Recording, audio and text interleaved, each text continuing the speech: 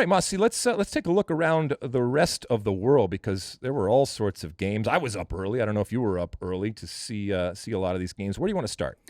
Let's start in England, where there were two massive games this weekend. First up, the North London Derby. Arsenal 3-1 winners over Tottenham at the Emirates.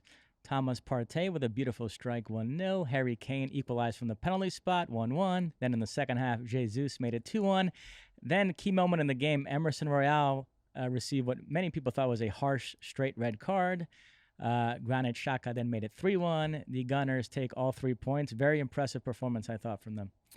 Yes, and they continue to, I think, justify a lot of the excitement and the emotion and the passion and the belief that people have that this is finally it. I will say this, it's going to be really interesting, not just for them, but for all teams, when the World Cup comes about. And not just a stoppage, but a major stoppage. And what you're stopping there is momentum, right? And it's almost like a reset when they come back. And yes, they will lose players to the World Cup, but it's even more so that you just stopped this train that is rolling. And it's a very, very good, positive train right now. And so I worry if they are able to pick it up, and not just pick it up, but you're picking it up in the holiday season, as all teams are. But it might just throw things out of whack so that when everybody comes back after the World Cup, they start anew. And it's almost I know the points don't go anywhere, but it's almost the start of a new season. So that's the thing that I worry about. But so far, so good when it comes to Arteta and Arsenal. I will say I was very high on Tottenham going into the season, and you could argue that with an Antonio Conte team, it's not about style points, it's about getting results, and for the most part, they've done that. They went into this game 1 point off the top of the table, but I've actually been disappointed in their play. This is the second sort of statement Premier League game they've had this season, away to Chelsea and away to Arsenal, and both they came out oddly flat and were totally outplayed, I thought, so that's a bit disappointing from them.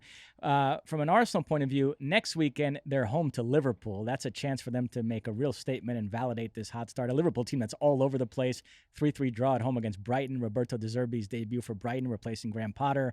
And Liverpool's next two games, by the way, away to Arsenal, home to Manchester City. They lose both of those. They might be out of the title race by mid-October. Or you're always glass half empty. I mean, what if you're Liverpool? I mean, isn't this the moment to turn it around and to reestablish yourself? Is this the proverbial banana peel for Arsenal? Yeah. No. I mean, they already lost away to United. Yep. If they were to lose at home to Liverpool, there would be this narrative that, good start, but it's somewhat easy the Emperor schedule. Has no clothes. It's not for real. Okay. Although beating Tottenham does give it some validity. You like that clip? Well, my State of the Union podcast drops every week. Subscribe now on Apple Podcasts, Spotify, or wherever you get your podcasts. You like that clip? Well, my State of the Union podcast drops twice a week right here on my very own YouTube page. The only way to stay up to date is to hit that subscribe button down below. Size the day, and see you soon.